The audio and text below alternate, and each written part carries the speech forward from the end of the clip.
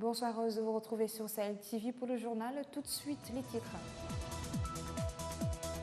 Biram Daabeid affirme que la reconnaissance de l'opposition du futur pouvoir dépendra des discussions sur la situation politique et la situation générale du pays.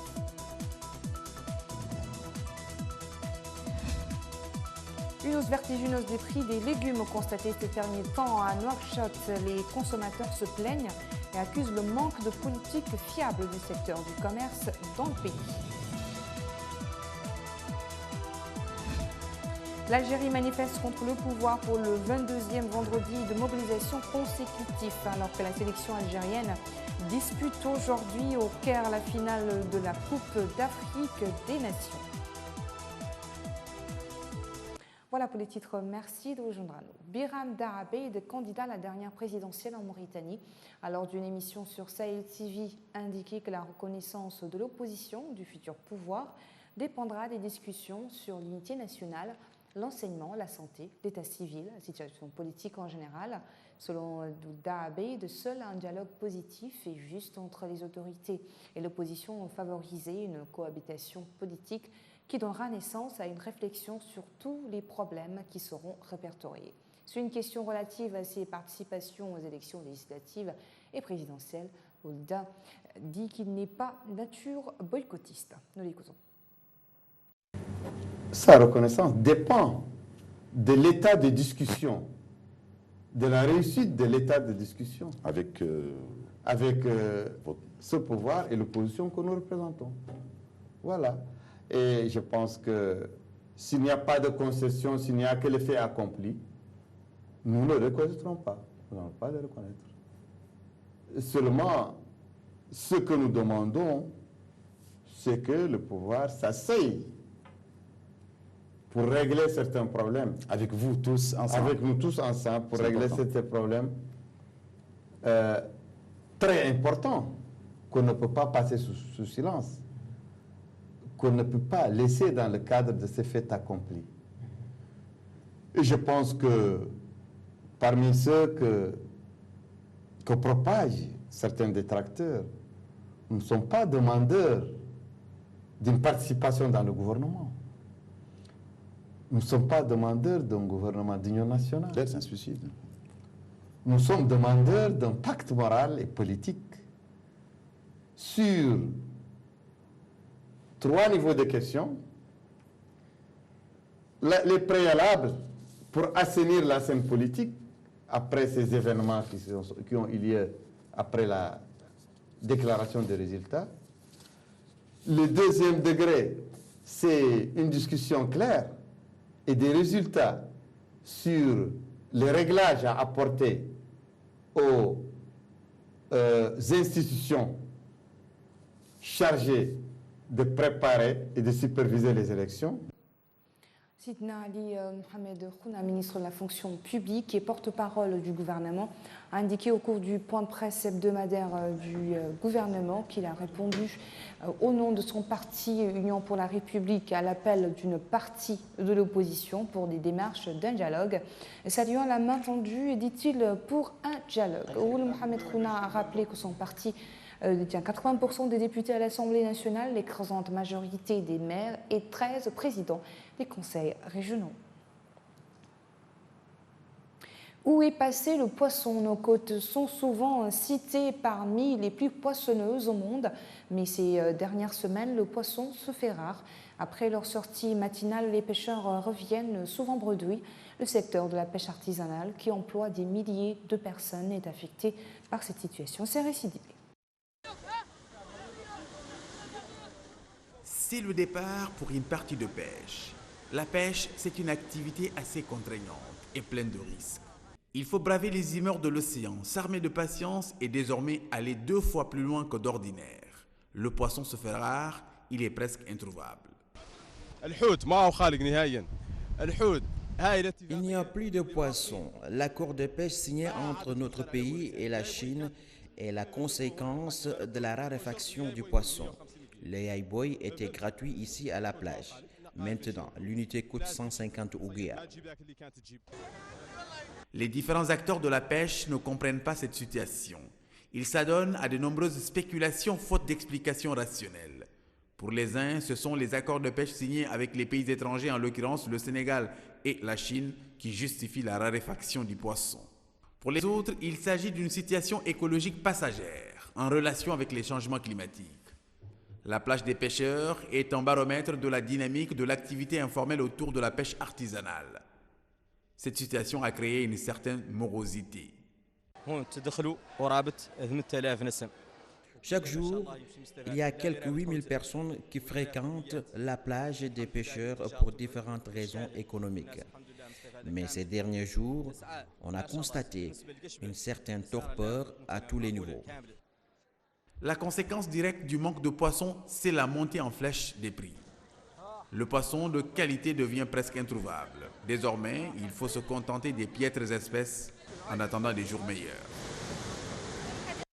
La nouvelle de la CAN s'est terminée au Caire. Au terme de la finale sous tension, l'Algérie remporte la 32e édition de la CAN en battant le Sénégal grâce à un but d'entrée de Bouni Djia, 1-0.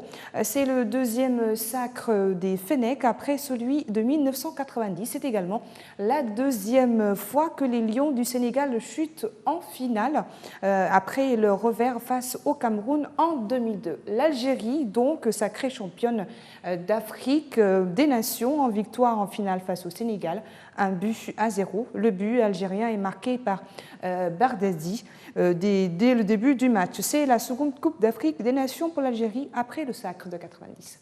Bravo aux Algériens.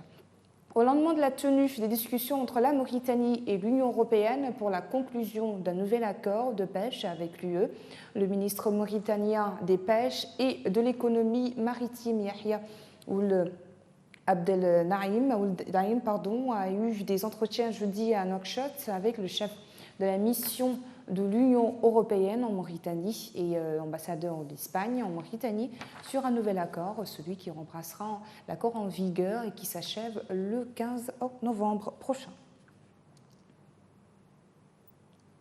Autre denrée rare, la montée des prix de légumes est pointée du doigt ces derniers jours dans la capitale. Certains produits sont bel et bien disponibles, mais à des prix inabordables.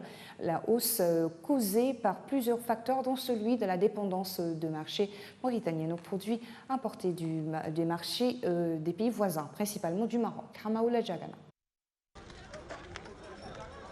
Les prix des matières de première nécessité continuent de grimper. Au marché des légumes de Nouakchott, les clients se font rares à en croire les commerçants.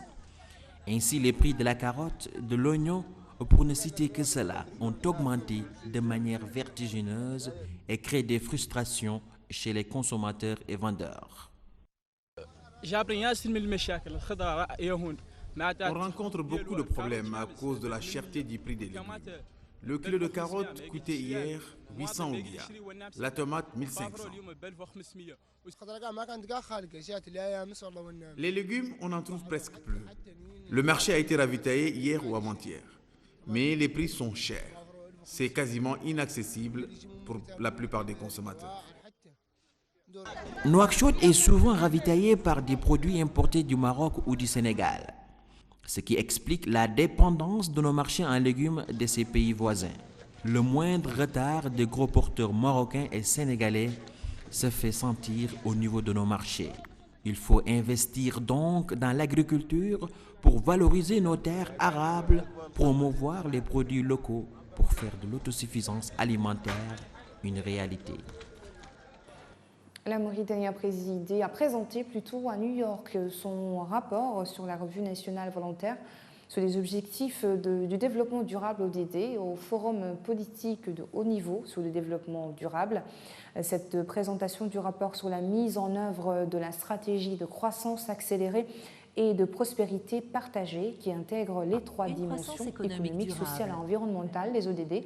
Le Forum politique de haut niveau sur le développement durable est une réunion de haut niveau qui se tient annuellement au siège des Nations Unies à New York et a pour objectif d'impulser une orientation politique et formuler des conseils et des recommandations au regard de la mise en œuvre du suivi de l'agenda 2030. La Mauritanie s'est portée volontaire cette année à l'instar de 47 autres pays qui ont présenté le rapport.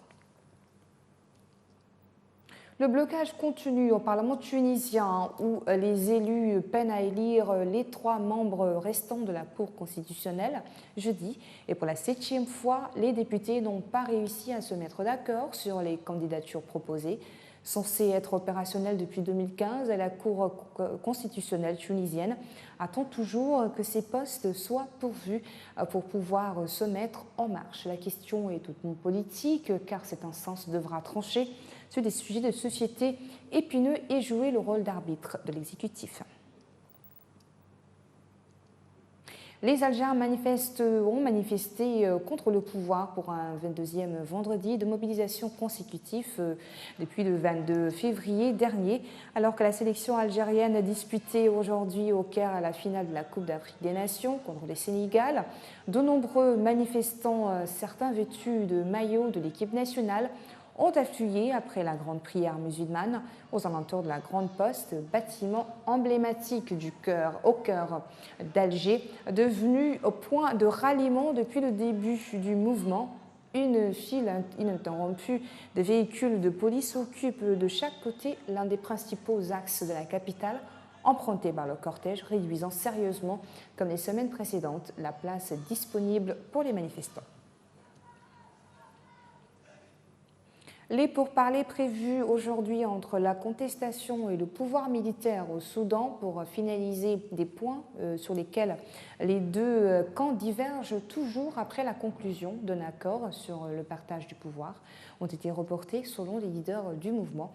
Selon cet accord signé après des difficiles négociations, un conseil souverain composé de 5 militaires et de 6 civils sera chargé de mener la transition pendant un peu plus de 3 ans.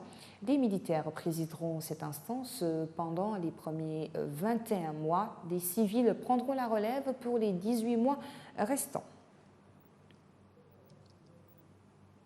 Au moins 8 personnes ont été tuées et des dizaines d'autres blessées dans l'explosion d'une bombe à proximité de l'entrée de l'université de Kaboul vendredi matin, alors que les étudiants attendaient pour venir passer un examen selon les responsables. 8 personnes ont été tuées et 33 autres blessées, a indiqué sur Twitter un porte-parole du ministre de la Santé. Voilà qui met fin à ce journal. Merci à vous de nous avoir suivis. Le rappel des titres. Biram Daabeid affirme que la reconnaissance de l'opposition du futur pouvoir dépendra des réussites des discussions sur la situation politique et la situation générale du pays. Hausse vertigineuse des prix des légumes constatée ces derniers temps à Nouakchott, les consommateurs se plaignent et accusent le manque de politique fiable du secteur du commerce dans le pays. L'Algérie manifestait contre le pouvoir pour le 22e vendredi de mobilisation consécutif, alors que la sélection algérienne disputait aujourd'hui au Caire la finale de la Coupe d'Afrique des Nations. L'Algérie vient d'être sacrée championne d'Afrique des Nations après sa victoire en finale face au Sénégal. Merci de nous avoir suivis et très bonne suite de programme sur Sahel TV. Bonsoir.